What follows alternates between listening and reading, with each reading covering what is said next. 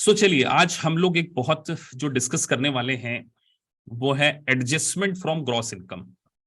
तो देखिए, मैंने आपको प्रीवियस 2 लेक्चर्स हमारे हो चुके हैं, उसमें मैंने आपको एक फॉर्मूला भी बताया था कि ग्रॉस इनकम में से सबसे पहले हमने डिस्कस किया था, अगर जो स्टूडेंट बिल्कुल नए हैं, लाइव बैच में आ रहे हैं, तो सबसे पहले हमने ग्रॉस इनकम के बारे में डिस्कस किया था कि ग्रॉस इनकम कौन कौन सी होती है, और ग्रॉस इनकम के साथ में मैंने आपको एक फॉर्मूला बताया था। वो जो फॉर्मूला था उसके अंदर आप ऑब्जर्व करें कि मैंने सबसे पहले माइनस किया था एडजस्टमेंट। तो ग्रॉस इनकम माइनस एडजस्टमेंट करते हैं एजीआई, एडजस्टेड ग्रॉस इनकम इसको कहेंगे हम। और इंटायर यूएस टैक्सेशन में ये एजीआई आपके इतनी काम आने वाली है, मतलब ये मान के चलिए पूरे सिलेबस में हर जगह थोड़ी थोड़ी जगह एजीआई काम में आएगी। तो आपको एजीआई को बहुत अच्छे से कैलकुलेट करना आना चाहिए। तो अगले 2 जो लेक्चर हैं, मतलब आज का लेक्चर, कल का लेक्चर और नेक्स्ट लेक्चर जो भी होगा, उसमें आपको पूरा डिटेल एजीआई अच्छे से समझ में आएगा। और जब आप एजीआई समझ जाएंगे तो आपको उसका एक निमोनिक्स भी दूंगा कि जिससे आप बेटर तरीके से क्या कर पाए, एजीआई को आइडेंटिफाई करें। तो चलिए डिस्कस करते हैं एजीआई। अब आपके सामने स्क्रीन पर मैंने कुछ मेंशन किया हुआ है, आपके सामने एक लिस्ट दे दी है मैंने आपको स्क्रीन दिख रही है? कुछ स्टूडेंट बोल रहे स्क्रीन नहीं दिख रही है।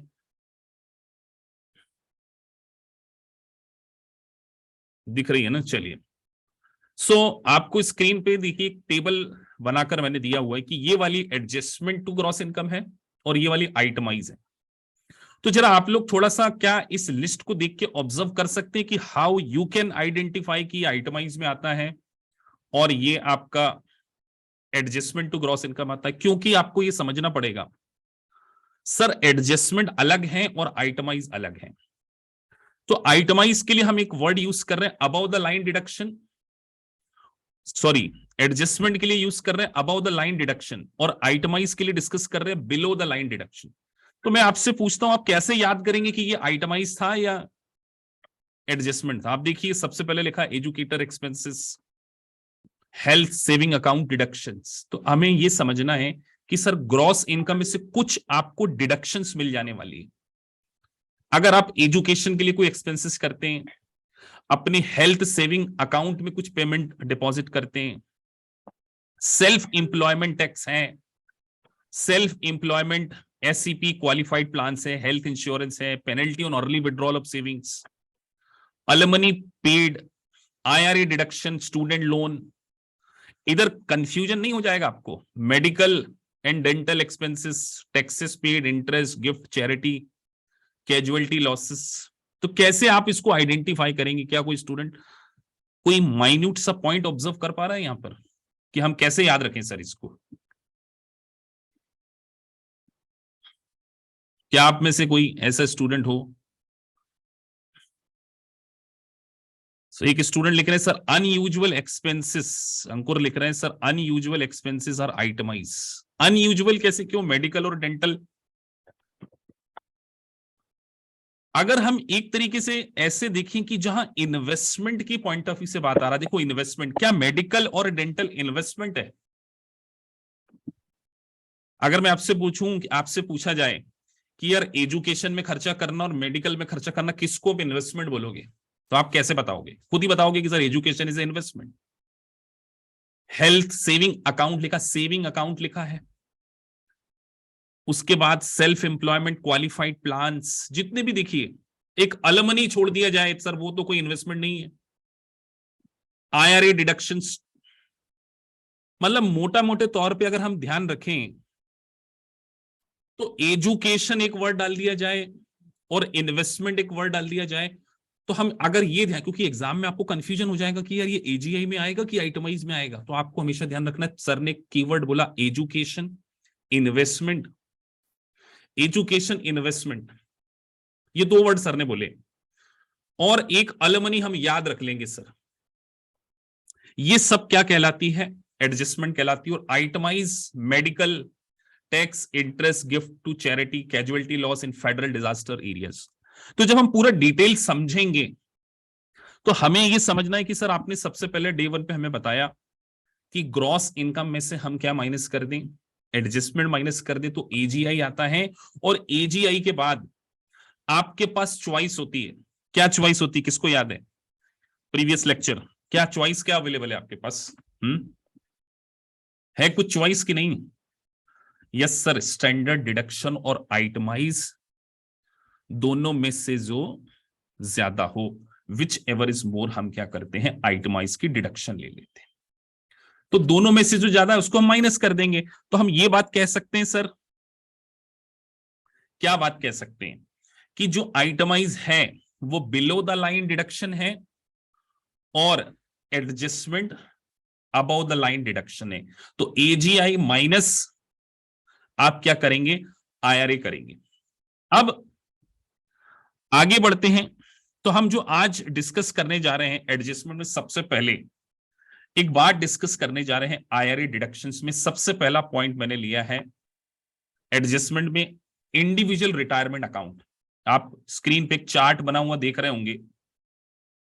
दो प्रकार के आपको अकाउंट में इन्वेस्टमेंट करने के बेसिस पे डिडक्शंस मिलती है। बहुत technical point, specifically US CPA student को थोड़ा सा, जब वो दोबारा, क्योंकि हो सकता है कि बहुत टाइम बाद आप जब एग्जाम दें इसको, तो मैं आपको यहां पर पहले से ही, क्योंकि ये फंडामेंटल सीरीज है, टैक्सेशन आपका स्ट्रॉन्ग करना है मैंने। IRA is the most complicated topic. No, Ankur लिख रहे हैं सर एजीआई माइनस आईआरए नहीं, gross income minus IRA is equal to AGI. मतलब हम अब जो पढ़ रहे हैं वो पढ़ रहे हैं व्हाट काइंड ऑफ एजीआई। तो देखिए अभी आपको पीछे स्क्रीन पे भी मेंशन किया था, मैंने सबसे पहले टेक्निकल पॉइंट को ही उठाया। ये सारों को मैं समझाऊंगा एक एक करके, लेकिन सबसे पहले मैं आपको आज आईआरए, आज का पूरा लेक्चर आईआरए पे। तो मैं जब भी आप लोगों को टीच करता हूं, मैंने एक हमेशा बात बोली है कि कुछ जगह मैं आपको स्पेसिफिकली बता दूंगा कि वो बहुत टेक्निकल पार्ट है। आईआरए मतलब इंडिविजुअल रिटायरमेंट अरेंजमेंट, ये लिखा है फुल फॉर्म यहां पर।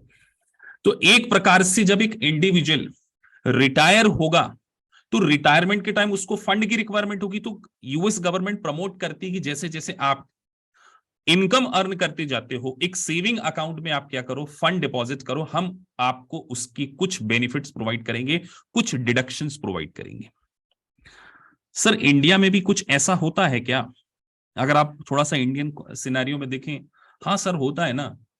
इंडिया में हम कुछ लेते हैं क्या, ऐसा सेविंग अकाउंट में डिपॉजिट करते हैं क्या? कहीं सुना है आपने कि इंडिविजुअल कोई डिपॉजिट करता हो? अगर आप इनकम टैक्स थोड़ा सा इंडियन कॉन्टेक्स्ट में सोचें, हाँ sir provident fund saving scheme में हमको फंड डिपॉजिट करने के कारण, कुछ स्टूडेंट लिख रहे हैं सर हम नए हैं, आज हमारी पहली क्लास है। तो बेटा ये अगर पहली क्लास भी है सो आपको केवल 2 घंटे के लेक्चर स्टार्टिंग में देखने पड़ेंगे, तब आपको ये समझ में आ जाएगा। 2 घंटे के लेक्चर आप देखेंगे, you will definitely understand. But नहीं भी देखे तो भी समझ में आना चाहिए। हम क्या पढ़ रहे हैं कि सर ग्रॉस इनकम में से कुछ डिपॉजिट करने पे हमें ग्रॉस इनकम को कम कर दिया जाता है, डिडक्शंस मिलती है। उसमें सबसे पहला पॉइंट हम डिस्कस कर रहे हैं, इंडिविजुअल रिटायरमेंट अकाउंट में अगर आप फंड डिपॉजिट करते हैं तो उसकी डिडक्शंस मिल सकती। अब यहां पर एक नाम दिया गया है traditional IRA versus Roth IRA. बहुत कंफ्यूजन होगा आपको इसमें, लेकिन आज के लेक्चर के बाद नहीं होगा। आज का और कल के लेक्चर के बाद मैं आप लोगों से 5-5 क्वेश्चन कराऊंगा लाइव मॉक टेस्ट के रूप में, क्योंकि इसके ऊपर सिमुलेशंस भी आ सकता है। तो सर हम बात कर रहे हैं आईआरए में डिडक्शंस हमें मिलेगी, मतलब यूएस गवर्नमेंट चाहती है कि लोग अपने फ्यूचर को सिक्योर करें, क्योंकि अगर उनके पास फ्यूचर सिक्योर होगा तो वो यूएस गवर्नमेंट के ऊपर डिपेंडेंट नहीं होंगे। तो उन्होंने क्या किया कि आप जैसे जैसे इनकम अर्न करें वैसे वैसे एक सेविंग अकाउंट में, एक इंडिविजुअल रिटायरमेंट अकाउंट में फंड डिपॉजिट कीजिए, हम आपको डिडक्शन दे देंगे। अब आईआरए 2 प्रकार के होते हैं, एक रोथ आईआरए और एक ट्रेडिशनल। अब कोई मेरे से पूछ सकता है कि सर ये रोथ और आईआरए में क्या डिफरेंस है? तो डिफरेंस समझने से पहले इतना कह दूं कि रोथ का मतलब एक किसी पर्सन के नाम पे है, विलियमसन रोथ करके कोई थी, उनके नाम से ये रोथ आईआरए पड़ा है। तो इसका कोई मीनिंग नहीं है रोथ की रोथ क्यों है। लेकिन ट्रेडिशनल और रोथ में डिफरेंस बहुत ज्यादा है। लेकिन अगर आपने ट्रेडिशनल को बहुत अच्छे से समझा तब आप रोथ को समझ पाएंगे। तो अगला 45 minutes I am going to spend on traditional IRA. और मैं आप लोगों से बहुत सारा इसमें पार्टिसिपेशन की एक्सपेक्टेशन करूंगा। तो सबसे पहले मैंने एक छोटा सा पीपीटी बना के आपके सामने प्रेजेंट किया है कि sir what is traditional IRA. ऊपर देखिए रिटायरमेंट के टाइम दो कपल बैठे हुए हैं, हस्बैंड वाइफ रिटायरमेंट को एंजॉय कर रहे हैं एक निमोनिक्स के रूप में, कि आपको ये याद रहे कि सर ये रिटायरमेंट में कुछ रिटायरमेंट के लिए हमने पेमेंट करना है। और अगर डेफिनेशन पढ़ें, a traditional individual retirement account allow individual to direct pre tax income toward investment, he can grow tax deferred. अब प्रॉब्लम क्या होती है ना कि हम इंडिया के स्टूडेंट हैं, अब बुक पढ़ लेते हैं उठा के, अमेरिका की कोई बुक्स उठा लेते हैं और वहां लिखी होती है ऐसी लैंग्वेज। अब एक वर्ड को मैंने हाईलाइट कर दिया, ग्रो टैक्स डेफर्ड। चलिए आप लोगों को मौका दिया जाता है, ये क्या होगा सर इसका meaning, because I want to improve your interpretation also, क्योंकि सीखने आए हो ना आप। सर आप बोल रहे हैं investment that can grow tax deferred, मतलब मैं अगर आपसे पूछूं एमसीक्यू में, अगर आपको क्वेश्चन आ जाए कि हमने ट्रेडिशनल आईआरए में पेमेंट डिपॉजिट किया, तो क्या इसके कारण हमारा ये जो अमाउंट है ये टैक्स एग्जम्प्ट हो गया, क्या टैक्स फ्री हो गया क्या सर? सर क्वेश्चन पूछ रहे हैं, आपने $20,000 कमाए और लेट से $5,000 एक इन्वेस्टमेंट अकाउंट में डिपॉजिट कर दिया, तो आपको टैक्स क्या 15,000 पे देना पड़ेगा? क्या वो 5,000 हमेशा के लिए एग्जम्प्ट हो गया क्या? पहला क्वेश्चन आपके साथ में है। मेरा क्वेश्चन ध्यान से सुनना, मैं बहुत स्लो चलूंगा इस जगह पे क्योंकि मुझे आपको पास कराना है। तो मैंने एक वर्ड यूज किया, सर लाइफ टाइम के लिए एग्जम्प्ट हो गया क्या? क्योंकि वहां पर लिखा ग्रो टैक्स डेफर्ड। तो अगर आप एक डिसेंट स्टूडेंट हैं तो आप इस बात को समझ गए होंगे कि सर यहां पर इन्वेस्टमेंट कर देने भर से वो एग्जम्प्ट नहीं हुआ है, वो केवल डेफर्ड हुआ है। डेफर्ड मतलब प्रोकास्टिनेट हुआ है, मतलब कि सर आज जो पेमेंट में डिपॉजिट करूंगा वो कभी भी टैक्स एग्जम्प्ट नहीं होगा। ट्रेडिशनल आईआरए में कभी भी नहीं होगा एग्जम्प्ट, ये ध्यान रखना। सर क्या बोल रहे हैं, कभी भी एग्जम्प्ट नहीं होगा। वो ग्रो टैक्स डेफर्ड मतलब उसके ऊपर अभी टैक्स नहीं देना पड़ेगा, उसके ऊपर बेनिफिशियरी को कब देना पड़ेगा। तो यहां पे मैंने मेंशन कर दिया, स्क्रीन पे आपको दिख रहा होगा, मैंने जानबूझकर बहुत मेहनत करके ये नोट्स आपके लिए बनाए हैं। The IRS assess no capital gain और dividend income until the beneficiary makes a withdrawal. तो सर जिस दिन विड्रॉल कर लिया जाएगा उस दिन ट्रेडिशनल आईआरए टैक्सेबल हो जाएगा। अब ये बात हमको समझ में आ गई सर कि हम डिपॉजिट करेंगे। अब अनलाइक इंडियन कॉन्टेक्स्ट, इंडिया में आप क्या करते हो, कोई एलआईसी लेते हो, लाइफ इंश्योरेंस कॉर्पोरेशन लेते हो, वहां पर फंड डिपॉजिट करते हो, वो विड्रॉल पे भी एग्जम्प्ट होता है। यहां ऐसा नहीं है। यहां उन्होंने बोला कि आईआरएस आपसे टैक्स तब तक नहीं लेगा जब तक आप इसको विड्रॉल नहीं करोगे, और जब आप विड्रॉल करोगे तब आपके ऊपर टैक्स लगाया जाएगा। तो एक और बात लिखा है, because contribution are deducted from the gross income all the distribution are included as a gross income. अब एक यहां पर आप एक रूल और बना लीजिए, आपको एक रूल बताऊं, आप इंटायर इनकम टैक्स में एक वर्ड पढ़ने वाले हैं, किसी एक्सपेंसेस की अगर आपको डिडक्शन मिल गई और बाद में वो आपको रिकवर हो जाएगा तो उसके ऊपर आपको टैक्स देना पड़ेगा। क्या बोल रहे हो सर आप, बड़ा काम की बात बोली। इंटायर इनकम टैक्स में ये बात याद रखना, इंटायर यूएस टैक्सेशन में किसी चीज की किसी एक्सपेंडिचर की डिडक्शन मिल गई और बाद में वो रिकवर हो जाए तो हम आपको उसके ऊपर टैक्स ले लेंगे। अब मैं आपको एक एग्जांपल दूंगा, अब मैं आपको एक्सेल शीट पे लेके जाऊंगा और आप लोगों से पूछूंगा कि आप इस कॉन्सेप्ट को सीखे हैं या नहीं सीखे। और अब देखते हैं कि आप लोग बिल्कुल सही कॉन्टेक्स्ट में सीखे हैं या नहीं सीखे हैं। चलिए आपको स्क्रीन दिख रही होगी, एक्सेल पे मैं आ गया हूं, थोड़ी देर के लिए आपको मेरा चेहरा नहीं दिखेगा। सर हमारे पास एक बेड डेप्स थी, बेड डेप्स हो गई 10,000 की 2022 में। अब क्वेश्चन ये आता है कि हमने इनकम टैक्स डिपार्टमेंट को बोला कि यार हमारा एक लॉस हो गया है 10,000 रुपए का और वो एक्चुअल लॉस है। इनकम टैक्स ने बोला ठीक है अपनी इनकम को रिड्यूस कर दो। इनकम को आपने कम कर दिया, डिडक्शन क्लेम कर ली, ये समझ गए होंगे सब आप। आपने उस कस्टमर के ऊपर कोर्ट में केस फाइल कर दिया,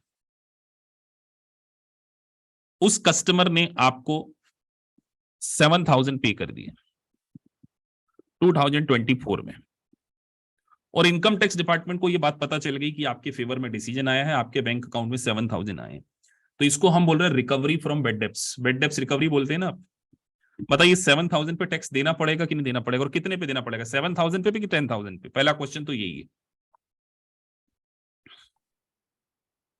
7,000 पे दे दे, 10,000 पे दे दे बेटा? कई लोग लिख रहे हैं सर 3,000 पे दे दो, बस यही, इसीलिए तो समझाना पड़ता है। तो सर एक गोल्डन रूल बना लीजिए, 7,000 पे टैक्स पे करना पड़ेगा, रिकवरी से ज्यादा पे तो टैक्स देना नहीं है, पहली बात। अब एक स्टूडेंट ने पूछ लिया कि सर उसने 7,000 की जगह मुझे 11,000 दे दिए, चलो आप बताइए टैक्स किस पे दोगे, 11,000 पे दोगे या 10,000 के ऊपर दोगे? बस अपना दिमाग लगाएंगे कई लोग, बस यही बात मेरे को देखना है, कितना गलत दिमाग लगाएंगे उनको ही सही करना है। तो बेटा एक बात आपको बताई हुई है ना पहले डे पे, what ever amount you received, gross income includes what ever amount, unless specifically कहीं मेंशन हो कि वो एग्जाम्प्ट है, तो सर 11,000 के ऊपर टैक्स देना पड़ेगा ना। अब अगर अगले तीसरे क्वेश्चन का आंसर आप लोगों में से किसी ने दे दिया, मैं उसको इंटेलिजेंट कैटेगरी में कंसीडर कर लूंगा, क्योंकि मुझे उम्मीद है कि अभी क्लास में जितने बच्चे बैठे हैं उसमें से 50% आंसर नहीं दे पाएंगे। चलिए देखते हैं। सर लॉस हुआ 10,000 का, हम इनकम टैक्स डिपार्टमेंट के पास रोते रोते गए, अरे हमारा तो 10,000 रुपए डूब गया। इनकम टैक्स डिपार्टमेंट को आपके रोने के ऊपर कुछ भी तरस नहीं आया, उसने बोले झूठ बोल रहे हो, 10,000 नहीं डूबा, हमको पता है आपका 7,000 ही डूबा है। 7,000 ही डूबा है, 10,000 नहीं डूबा है रे बाबा।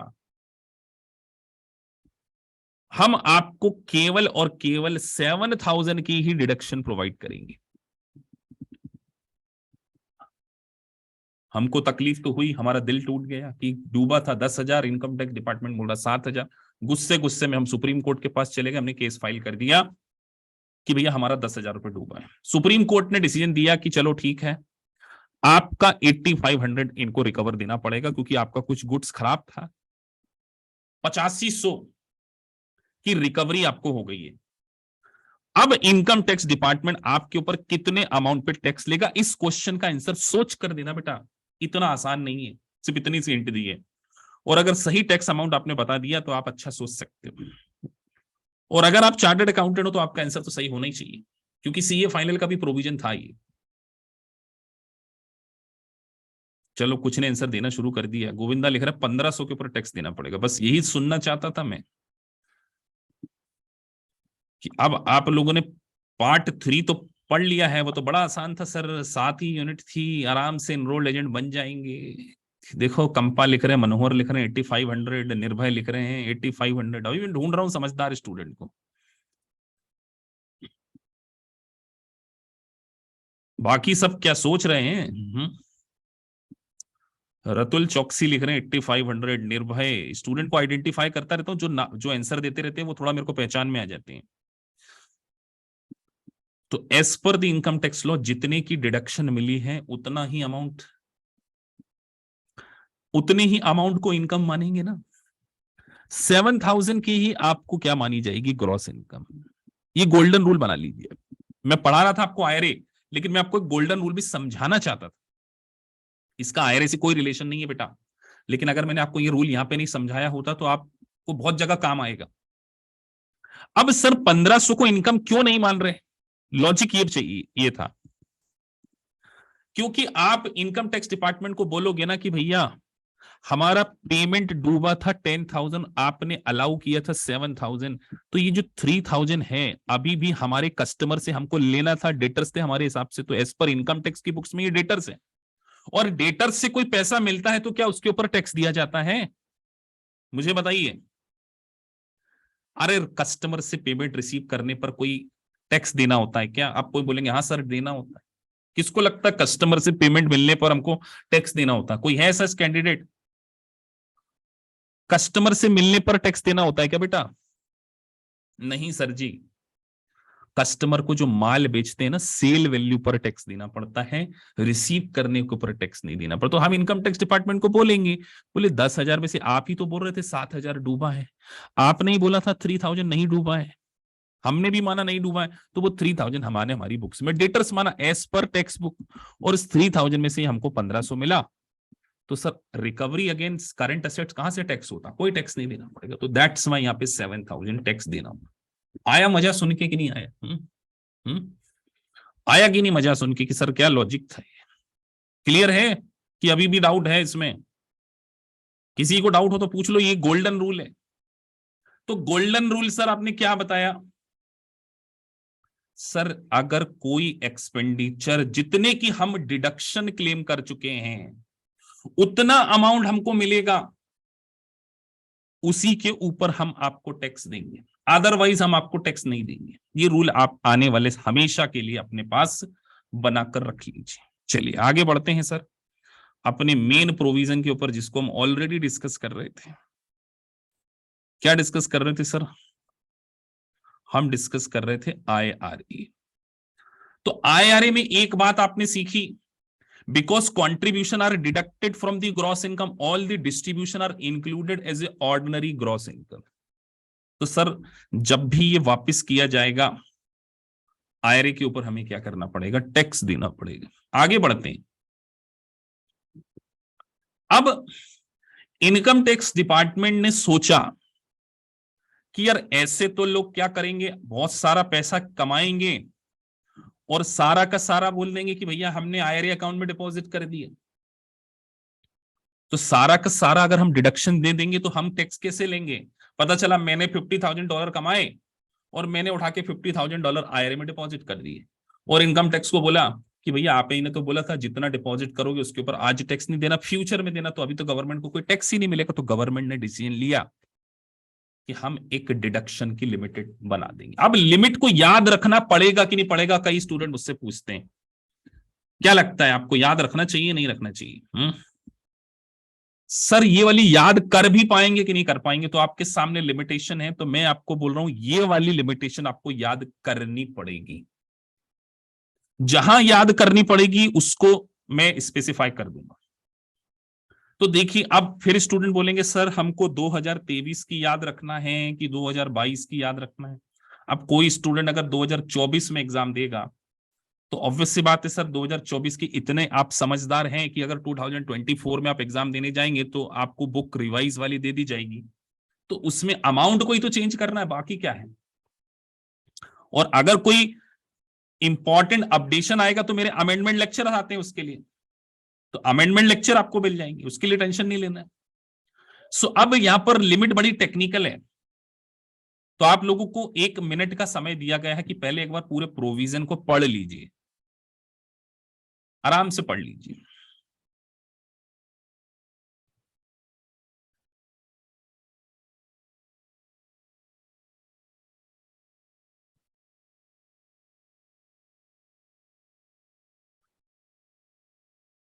तो पहली लाइन ही बड़ी इंपॉर्टेंट है, पहली लाइन बड़ी इंपॉर्टेंट है sir. For 2022 contribution are fully deductible. अब एक थोड़ा सा आपका प्रोविजन की अंडरस्टैंडिंग अच्छी होनी चाहिए। एक तरफ तो लिख दिया फुल्ली डिडक्टेबल, लेकिन ब्रैकेट में लिख दिया subject to certain qualifying rules and limitations up to the lesser of $6,000 और 7,000 for tax payer age 50 and over, और 100% ऑफ इंक्लूडेबल कंपनसेशन। यहां पे रुक जाना है। मतलब वो बोलना चाहते हैं कि या तो आपने $6,000 डिपॉजिट किए हो, या आपकी जितनी compensation as a salaried person आपको कोई मिल रहा है ना, कंपनसेशन, दोनों में से जो कम है उतने अमाउंट की आपको डिडक्शन मिल जाएगी, $6,000। लेकिन अगर आपकी एज 50 या उसके ऊपर है, अगर आप 50 के ऊपर हैं तो आपको $7,000 और 100% ऑफ इंक्लूडेबल कंपनसेशन और 100 दोनों में से जो कम है, क्योंकि स्टार्टिंग में लाइन में लिखा हुआ है मैंने कि लेसर ऑफ 6,000 और 100% इंक्लूडेबल कमीशन कॉम्पनसेशन की डिडक्शन मिल जाएगी। दूसरी बात, बोले सर हमको हमारे लिए ही डिडक्शन मिले तो अच्छा नहीं लगता ना, हमारी वाइफ भी तो हो सकती है, इसीलिए हस्बैंड वाइफ की फोटो बना दी मैंने नीचे यहाँ पे कि अगर आप स्पाउस के लिए वर्ड लिखा है एडिशनल, क्या लिखा एडिशनल, तो ये छोटे छोटे वर्ड है। एडिशनल 6,000 और 7,000 of tax payer age 15 over may be contributed to IRA for the tax payer. उसके साथ कंडीशन लिखी है नॉन वर्किंग स्पाउस होना चाहिए। अभी कॉम्पनसेशन को भी समझाएंगे क्या होता है कि what is the meaning of compensation. तो नॉन वर्किंग स्पाउस और spouse earning less income if joint return is filed. तो उन्होंने एक बात लिखी कि या तो नॉन वर्किंग स्पाउस हो और spouse earning less income if joint return is filed. मतलब आप सोचिए मैं हूं और मेरी वाइफ है, मेरी वाइफ भी अगर काम करती है, जैसे मान के चलो आइल्स की टीचिंग वगैरह करती है, अगर उनकी इनकम मेरे से इनकम कम है तो हम दोनों की इनकम को जोड़ देंगे और उसमें से हम, क्योंकि हम अभी लेस देन 50 है, तो हम 12,000 को क्या कर सकते हैं, मैक्सिमम 12,000 को हम क्या कर सकते हैं, माइनस कर सकते हैं। अब मैं आपसे यहां पर एक क्वेश्चन पूछना चाहता हूं, क्या किसी भी कंडीशन में हम 12,000 से या 14,000 से ज्यादा की डिडक्शन ले सकते हैं? MCQ क्वेश्चन मैंने आपके सामने रख दिया। क्या किसी भी कंडीशन में 12,000 से, आपको एग्जाम में ऐसे क्वेश्चन पूछे जाते हैं, मैक्सिमम डिडक्शन आप कितनी क्लेम कर सकते? तो यही बात याद रखना है as a family, as a spouse. अभी आपसे पूछा गया क्वेश्चन का आंसर देना है, फिर कॉम्पनसेशन का मतलब क्या है। तो कॉम्पनसेशन को यहां पे समझाया गया है मैंने। कॉम्पनसेशन पे आते हैं, नीचे ग्रीन लाइन मैंने इसीलिए कर दी है। तो सर किसी भी कंडीशन में 12,000 से ज्यादा की डिडक्शन नहीं मिल सकती, पहली बात।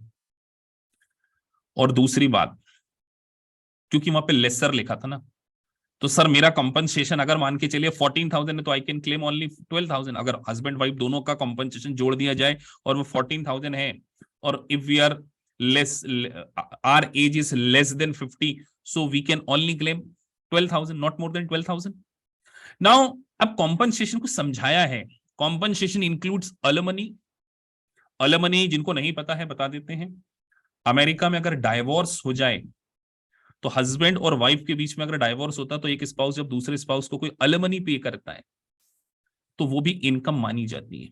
लेकिन वहां पर एक बात मैंने लिखी कि compensation includes अलमनी and earned income but not pension any और अदर डेफर्ड कॉम्पनसेशन डिस्ट्रीब्यूशंस। तो सर केवल अर्न्ड इनकम को कंसीडर करेंगे, अर्न जो हमने कमाया है, इन्वेस्टमेंट इनकम के बारे में बात नहीं हो रहा है। एक लेक्चर लूंगा आपका, और ऑलरेडी मैंने एक लेक्चर लिया हुआ जिसमें मैंने समझाया हुआ, यूट्यूब पे डाला हुआ है, आप उसको देखना। वैसे मैं ना इसमें उसको अपलोड कर दूंगा। तो अर्न इनकम और अनअर्न इनकम को भी मैंने बहुत माइन्यूटली समझाया, लेकिन यहां पर अर्न इनकम मतलब जिसके लिए आप एफर्ट करते हैं, इसमें इन्वेस्टमेंट इनकम को कंसीडर नहीं करते। तो यहां पे मेंशन किया गया compensation include अलमनी and earn income, but pension annuity और अदर डिस्ट्रीब्यूशंस आपको किए जाते हैं। डेफर्ड कंपनसेशन डिस्ट्रीब्यूशन, कोई फ्यूचर में डेफर्ड, अभी आपने कुछ डिपॉजिट किया था जिसके कारण उसके ऊपर आपको टैक्स नहीं लगा अभी, और वो फ्यूचर में आपको मिलता है, तो वो आपके कंपनसेशन में इंक्लूड नहीं होता है। तो सर बिजनेस इनकम तो अर्न इनकम में होगी ना सर, अर्न इनकम लिख दिया तो अर्न इनकम में बिजनेस इनकम आ जाएगी, क्योंकि यहां पे अर्न इनकम लिखा, alimony and earn income, unearned income को नहीं। तो सर आज के बाद एक पॉइंट आपसे और सीख के जा रहे हैं, अर्न इनकम और अनअर्न्ड इनकम का मतलब, अनअर्न्ड इनकम में इन्वेस्टमेंट इनकम भी आ जाती है और पैसिव इनकम भी आ जाती है यहां पर, जिसके लिए आपने एक्टिवली पार्टिसिपेट किया, that is called earn income. अब हमको सर ये बात भी समझ में आ गई। अब अगर आपको ये बात समझ में आ गई है ना, तो आप लोगों के लिए क्वेश्चन दिया है राइट नाउ, और ये क्वेश्चन सीपीए और ईए की बुक में कॉमन है, मैंने उठाया एक जगह से। तो आपको पता भी होना चाहिए कि सर हमारी लैंग्वेज पे कमांड है या नहीं है। अगर आज आप इसको अंडरस्टैंड करके सही आंसर दे देते हैं तो इट मींस दैट जो आप समझते हैं उसका सही आंसर दे सकते हैं। चलिए शुरू हो जाइए इस क्वेश्चन का आंसर देने।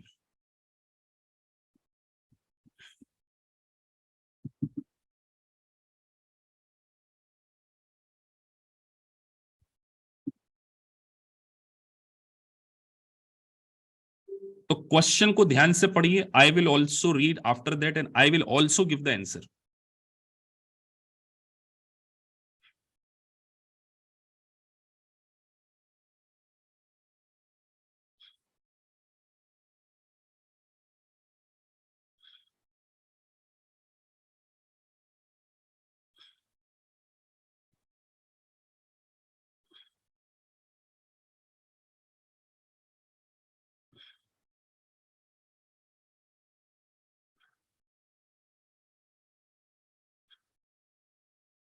मनोहर लिख रहे हैं 6250।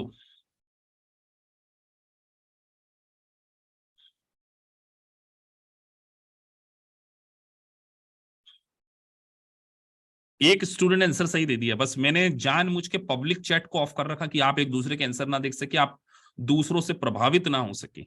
सिर्फ चैट मैं ही पढ़ सकता हूं आपकी, और मुझे पढ़ना चाहिए ताकि आपके डाउट से आंसर कर सकूं। तो क्वेश्चन हम पढ़ लेते हैं।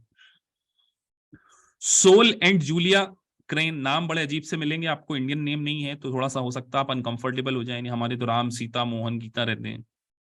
Both age 48, are married and filed joint return.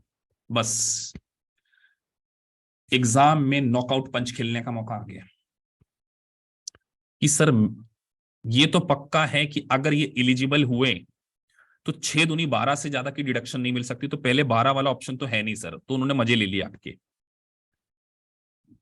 Light चली गई है।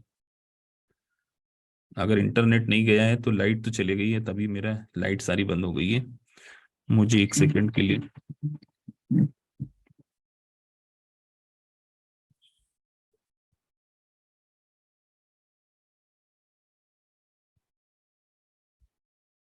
लाइट चली गई है।